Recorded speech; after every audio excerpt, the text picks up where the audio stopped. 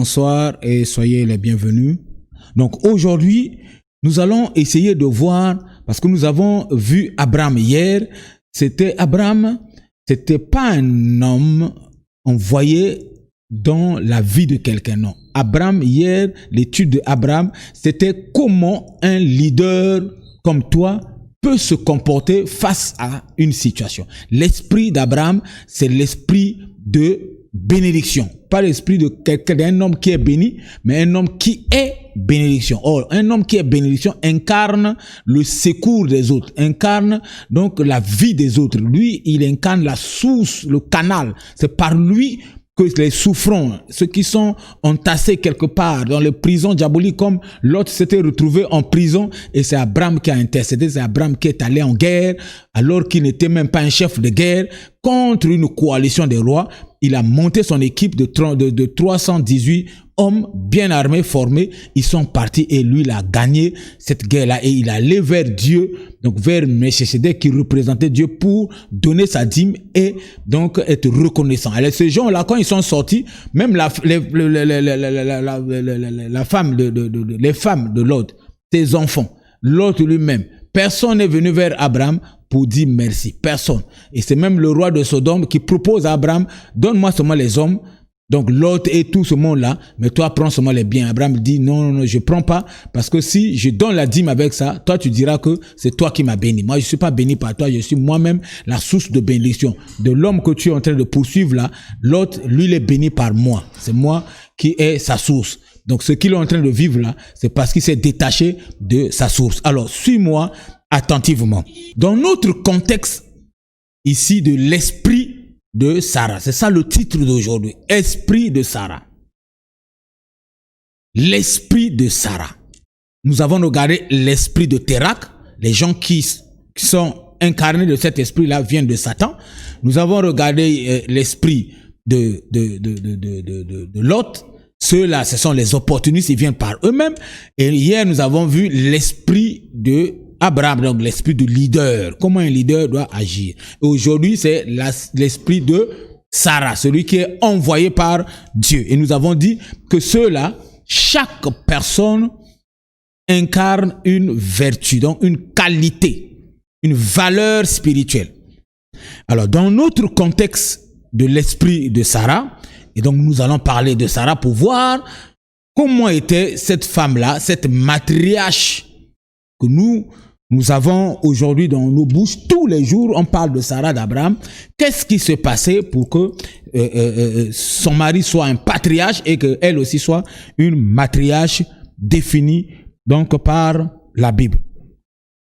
Alors, quelle est la vertu divine en regardant toute la vie d'Abraham, l'histoire de Sarah avec Abraham, en regardant l'histoire de maman Sarai, jusqu'à ce qu'il devienne Sarah, à côté d'Abraham, en regardant, c'est une histoire que nous avons lue et enseignée, qu'on nous a enseigné aussi, on connaît à peu près. Mais suis-moi attentivement, peut-être qu'il y a des choses qui t'échappent que aujourd'hui le Saint-Esprit peut donc sortir pour t'aider.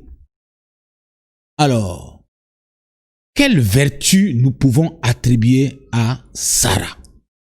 Quelle vertu biblique nous pouvons attribuer à Sarah en regardant très bien son histoire? N'oublions pas que c'est une femme célèbre dans la Bible et que son histoire est connue de tous aujourd'hui.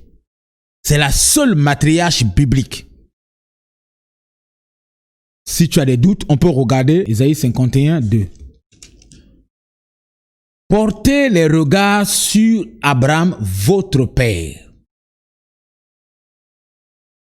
et sur Sarah, qui vous a enfanté, car lui seul, je l'ai appelé, je l'ai béni et multiplié. Qu'est-ce que Dieu veut nous dire ici? Dieu dit que Abraham seul est celui qu'il a appelé. Mais lorsqu'il s'agit de porter le regard, il dit au peuple, donc à nous tous, de porter le regard sur Abraham et sur Sarah. Abraham, parce qu'il est notre père. Sarah, parce que c'est elle qui nous a enfantés. Le père n'enfante pas. C'est la mère qui enfante. Le père dépose la sémence et c'est la mère qui enfante. Donc, pour que la sémence soit déposée, il faut que les deux s'attachent. Et lorsque les deux s'attachent, la Bible dit qu'ils deviennent une seule personne. Donc, on voit Sarah dans Abraham. En appelant Abraham, c'est Sarah également qui est appelée par ricochet.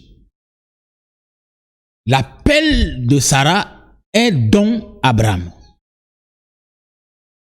C'est pas que Sarah est appelée directement, mais ça, en appelant Abraham, l'appel de Sarah se définit par une vertu déposée. Parce que tous ceux qui viennent dans ta vie, parce que Dieu les a envoyés, Dieu les envoie avec une mission. Et chaque mission correspond à une vertu. Et donc, Sarah devrait recevoir une vertu, une capacité surnaturelle pour accompagner la mission de Abraham. Toute sa vie. C'est une question de mission ici. C'est question de mission. D'encadrement des hommes, de conduite des personnes, d'être modèle devant les gens et mission de quitter Ur pour Canaan. De quitter le fétiche, quitter la basse vie pour donc là où coule le lait et le miel. Chaque visionnaire a cette mission. Chaque personne destinée à conduire un peuple, c'est d'un point à un autre. Il y a des directives et des normes établies pendant ce chemin ou bien pendant cette marche. Il y a des choses que Dieu, les bornes que Dieu a mises afin que le visionnaire et donc le troupeau ou bien les brebis ou encore le peuple qui les suit, que ça soit visionnaire politique, visionnaire social, visionnaire d'entreprise, visionnaire d'église, visionnaire de maison, de famille. Chaque visionnaire a donc une orientation. Alors, chaque visionnaire est donc visé par Dieu en lui envoyant des gens que lui, Dieu, a remplis de capacités, de vertus afin d'accompagner cette mission à Canaan. Suis-moi attentivement. Alors, Sarah, donc, pour être appelée indirectement, parce que chaque personne qui est envoyée par Dieu est appelée indirectement, parce que c'est Dieu qui l'envoie dans une vision, en arrivant, en étant appelé indirectement, Dieu dépose dans Sarah deux vertus d'abord remarquables, l'obéissance et la soumission. On trouve en Sarah l'obéissance et la soumission. Au sujet de la soumission, c'est un mot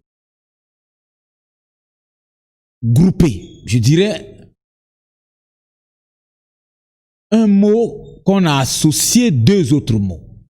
Je ne sais pas comment tu peux appeler ça en français, mais comprends ce que je veux dire. Donc, il y a deux mots qu'on a mis ensemble. Il y a sous et mission. Soumission veut dire sous la mission.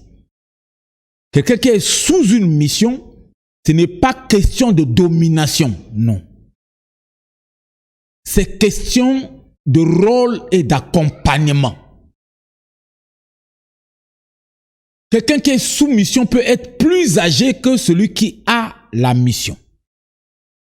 Mais c'est pas question de dominer. Je ne peux pas être sous ce petit-là. Non, non, non, non. Un chef d'État, quel que soit son âge, il peut être entouré des vieillards. Mais ces vieillards-là sont sous la mission du chef de l'État. Ils sont là pour jouer leur rôle chacun. Accompagner le chef de l'État ou accompagner la mission jusqu'à la réussite pendant son mandat.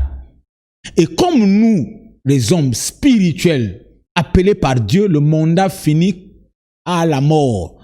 Donc celui qui est sous notre mission, que ce soit notre femme, voilà pourquoi on dit les femmes doivent être soumises. C'est pas question de peur ou de domination, mais c'est question de rôle. Mais les femmes aujourd'hui ne comprennent pas ça parce que nous avons mal enseigné ça hier et on avons créé l'embroglio, créé donc une pagaille dans la tête des femmes et aujourd'hui les femmes refusent ce mot-là. Ils disent que je ne peux pas me soumettre. Mais si tu ne te soumets pas, tu ne joues pas ton rôle.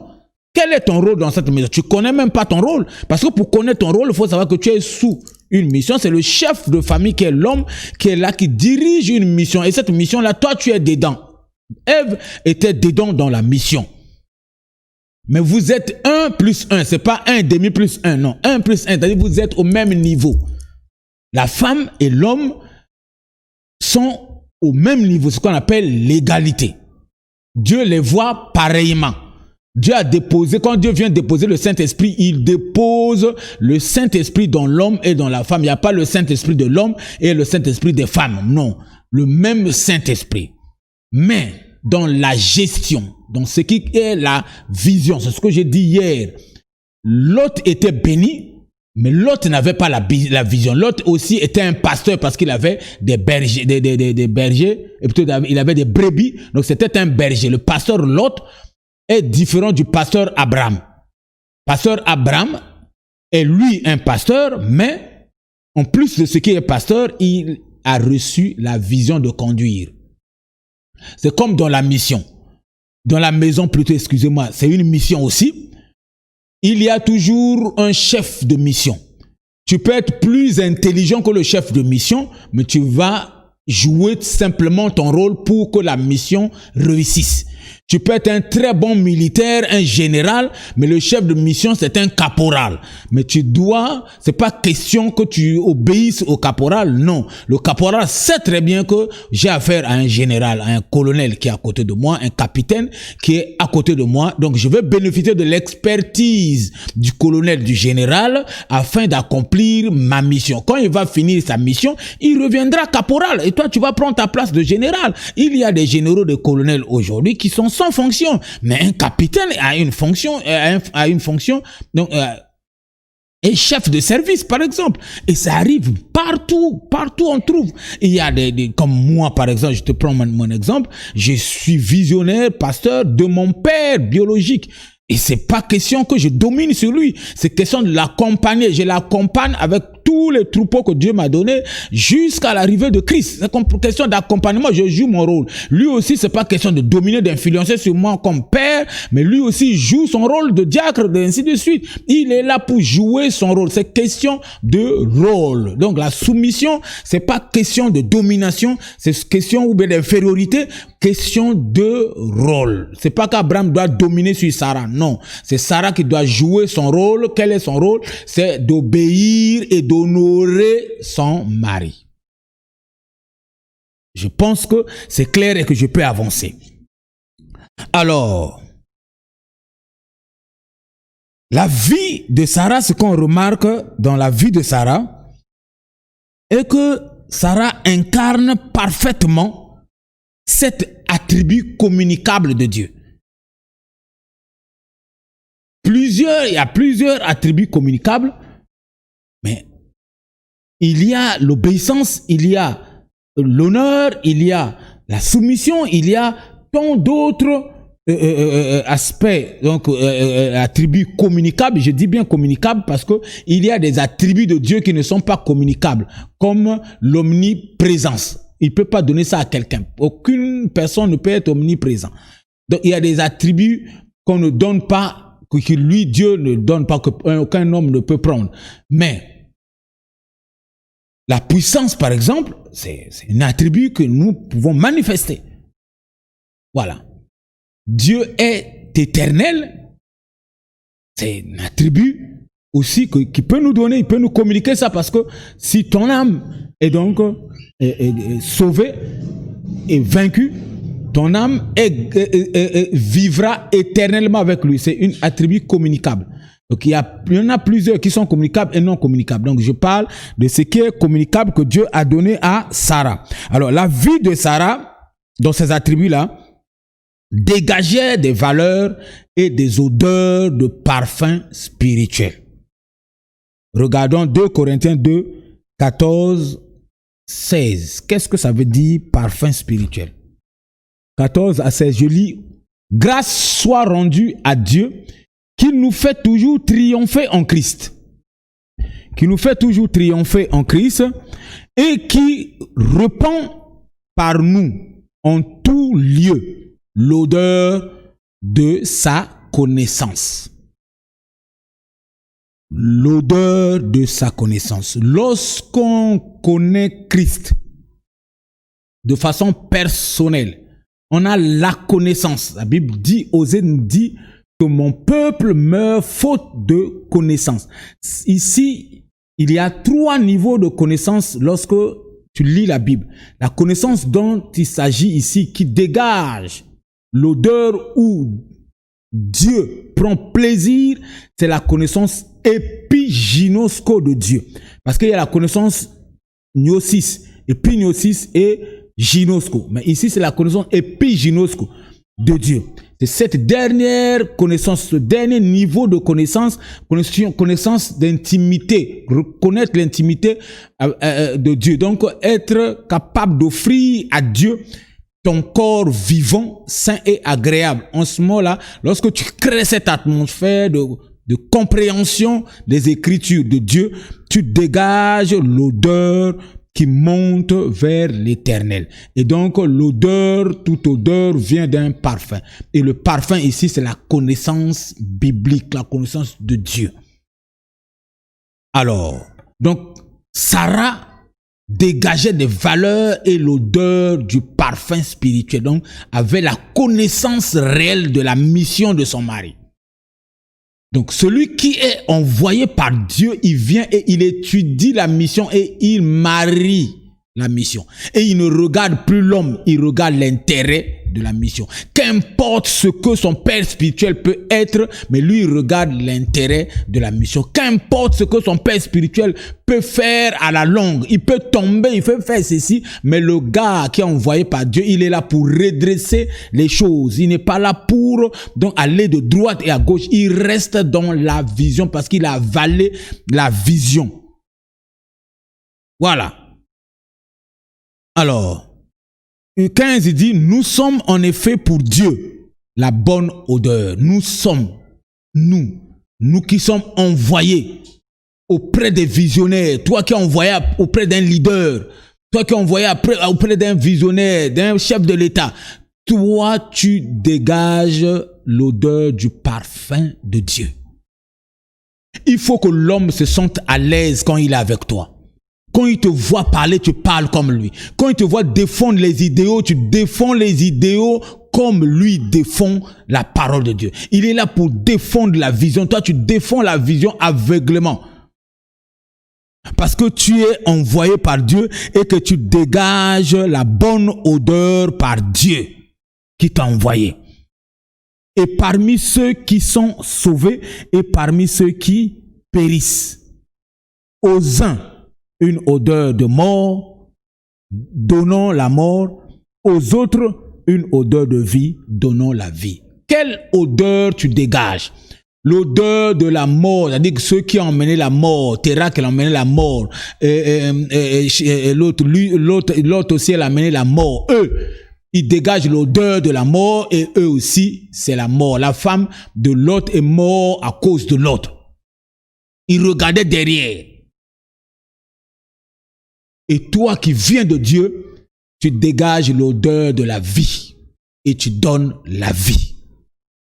la vie à la vision, la vie à tous ceux qui sont dans la vision, ceux qui croient à cette vision. Et vous êtes là, vous tous qui êtes envoyés par Dieu, vous êtes là pour dégager l'odeur de Dieu qui donne la vie. Voilà ton rôle. Le rôle de Sarah, c'était ça. Sarah n'a pas ouvert sa bouche en aucun moment lorsque Abraham était en contentieux avec Lot. Sarah n'a rien dit parce que le rôle de Sarah, c'était d'accompagner la vision de son mari. Pas de l'autre, le pagailleur qui créait la pagaille, la rébellion et tout ça. Sarah était tranquille. Celui qui accompagne la vision, il est tranquille, il est posé. Il regarde comment le visionnaire est en train de régler un certain nombre de choses et lui vient pour recadrer aussi un certain nombre de choses. Alors, le parfum, bibliquement, symbolise une prière d'adoration ou carrément une adoration. Une prière d'adoration, c'est des moments qu'on donne pour adorer Dieu. Mais une adoration, c'est une vie. Le parfum dégage d'une vie. Mais la prière d'adoration, parfois Dieu ne peut pas sentir l'odeur parce que la vie des adorateurs ne répond pas, ne correspond pas à ce qu'ils sont en train de faire. Mais lorsqu'on est d'abord nous-mêmes une adoration, alors notre adoration intérieure dégage un parfait. Parce que c'est une vertu qui est en nous et qui monte vers l'Éternel. Et quand il voit ça, il est content. Et comme il habite en nous, donc il regarde comment nous sommes en train de le considérer, de le voir et de faire l'œuvre que Dieu nous a envoyé, demandé de faire à côté d'un visionnaire. Dieu t'a envoyé de faire à côté d'un visionnaire. Alors, regarde Jacques 4, 3. Dit quoi? Vous demandez et vous ne recevez pas parce que vous demandez mal, dans le but de satisfaire vos passions. Dans le but de satisfaire vos passions. Ça, c'est dans le cadre de l'autre. Lui vient pour satisfaire. Et quand il fait sa prière, il pense que Dieu ne l'a pas écouté. Dieu l'a écouté, mais Dieu n'a rien donné. Il dit, vous demandez, mais vous n'avez pas, vous ne recevez pas parce que vous demandez mal. Demander mal, là, c'est pas demander de la bouche, là. C'est ta vie qui ne correspond pas à ta demande. C'est le mode de vie que tu mènes qui ne correspond pas à ta demande, qui fait que Dieu ne peut pas répondre à la prière de celui qui ne l'adore pas d'abord, qui n'est pas adoration pour lui. Ton corps et ta vie doivent être adoration pour Dieu, afin que ce que tu sors de ta bouche vienne de l'adoration. En ce moment-là, Dieu te répondra. Il dit, vous demandez avec la bouche, mais est-ce que ce que tu sors de ta bouche est en rapport avec ta vie d'adorateur? Voilà, parce qu'on ne peut pas séparer un adorateur d'avec son adoration. On ne peut pas se séparer également un sacrificateur d'avec son sacrifice. Parce que la Bible dit, il nous a fait des sacrificateurs. Nous sommes des sacrificateurs et des rois. Jésus-Christ est le roi des rois. Nous sommes des rois. Et nous sommes aussi des sacrificateurs. Mais il faut sacrifier. Il faut être un sacrificateur du vivant d'abord. Il ne faut pas attendre que tu meurs pour être un sacrificateur à Dieu. Pour être plutôt un sacrifice pour Dieu. Suis-moi attentivement. Alors, j'ai dit que, en plus de l'obéissance et donc de la soumission, Sarah a ajouté l'honneur. Alors, l'obéissance, la soumission et l'honneur, les trois, ce trio-là, sont liés, étroitement liés à ce qu'on appelle l'autorité spirituelle. ou l'autorité tout court. Devant une autorité que Dieu a établie devant toi, tu dois manifester ces 3 vertus. L'obéissance, la soumission et l'honneur. L'obéissance à la vision, aux règles de la vision. La soumission, l'accompagnement, le rôle à jouer, c'est pour la mission, accompagner la mission. Mais l'honneur est attaché à l'autorité. Parce que l'autorité, lui, il a une mission. Donc ça fait 2. Il y a lui et il y a sa mission. Maintenant, toi qui viens, tu reçois 3 vertus. 2 vertus sont pour la mission et une vertu pour l'autorité.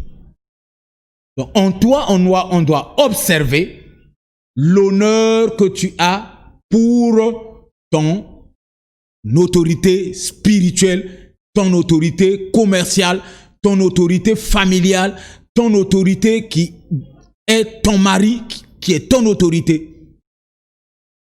Le chef de l'État, c'est une autorité. Le ministre, c'est une autorité. Alors toi qui es dans le cabinet, on doit constater dans ta vie l'honneur, la défense de ton autorité. Et tu es là pour défendre l'autorité que Dieu a établie. Tout pouvoir vient de Dieu. Toute autorité vient de Dieu. Mais la personne qui donc est dans ce pouvoir-là, il donc a le chapeau d'autorité, c'est lui que tu dois honorer. Mais la mission, tu dois être obéissant dans la mission. S'il s'agit de la mission, d'une question liée à la mission, tu dois obéir. Parce que le visionnaire ne peut t'envoyer ou te demander de te faire quelque chose qui est lié dans la mission. Si c'est quelqu'un qui t'envoie aller tuer quelqu'un, c'est pas sa mission, c'est pas la mission que Dieu t'a envoyé là-bas, il faut quitter. Aller coucher avec les femmes, il faut quitter, c'est pas une mission de Dieu. Aller tuer les gens, c'est pas une mission de Dieu. Quand Dieu met quelqu'un à la tête de l'État, c'est pas pour tuer les gens, c'est pour les accompagner et les aider. C'est pas pour créer des cliniques, créer des lois pour avortement. On n'avorte pas le peuple, on n'avorte pas, on tue pas le peuple. Pourquoi il y a avortement? Si quelqu'un est allé coucher avec une femme, c'est la grossesse. Les capotes sont là, s'ils veulent pas qu'ils achètent les capotes, ils vont avec les capotes. Pourquoi ils vont coucher sans capote? C'est parce qu'ils veulent les enfants. Maintenant, après, pourquoi aller jeter les enfants? Pourquoi accepter d'avoir le sang des gens? C'est une personne, toi, autorité, toi, chef de l'État. Tu as commencé comme ça. Tu as commencé par la grossesse. Ta mère et ton père sont allés ensemble et puis ça a commencé comme les grossesses que nous sommes en train de jeter. Ce sont des personnes que nous sommes en train de tuer. Allez, si vous ne voulez pas avoir des enfants, n'allez pas, ne mélangez pas vos sexes. C'est clair. Alors, celui qui est envoyé par Dieu aux côtés d'un chef d'État comme ça, lui, il s'oppose à des lois comme ça. Lui, c'est pas des lois comme ça que lui peut, non, il peut pas signer, ni valider, ni approuver. Il reste intègre et lui, c'est un homme juste et intègre. Son oui reste oui et son non reste non. Parce qu'il est envoyé par Dieu. On ne peut pas le corrompre. Parce qu'il est envoyé par Dieu, il est là pour redresser l'économie du pays. Et ces gens comme ça, ce sont les gens que vous cherchez à tuer. Mais il faut faire extrêmement attention, toi qui me suis et qui a eu l'occasion de suivre ce message. Et c'est destiné directement à toi et à ta vie. C'est Dieu qui te parle directement. Il faut enlever, s'il vous plaît, des règles d'avortement, des règles de mariage homosexuel. Les gens ne doivent pas être libres hors Bible. Les gens doivent être libres, mais dans le contexte biblique de la parole de Dieu. Je ne parle pas du livre Bible, je parle de la parole universelle de Dieu. Dieu a donné des règles, comment vivre dans le cercle ouvert, comment vivre dans la chaîne de famille, comment vivre dans le cercle fermé. Le cercle fermé, vous savez bien, c'est entre hommes et femmes. Et comment donc vivre là-bas? Et comment vivre dans la famille? Et comment vivre dans l'univers entier? Et donc, aujourd'hui, le monde entier est interlié. Et donc, le monde entier est un seul peuple aujourd'hui. Et comment vivre dans ce peuple-là?